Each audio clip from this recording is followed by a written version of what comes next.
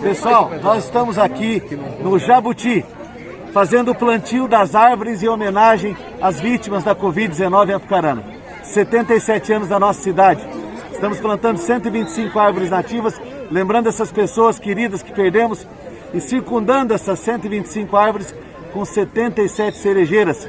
77 anos de Apucarana, cerejeira, nossa árvore símbolo.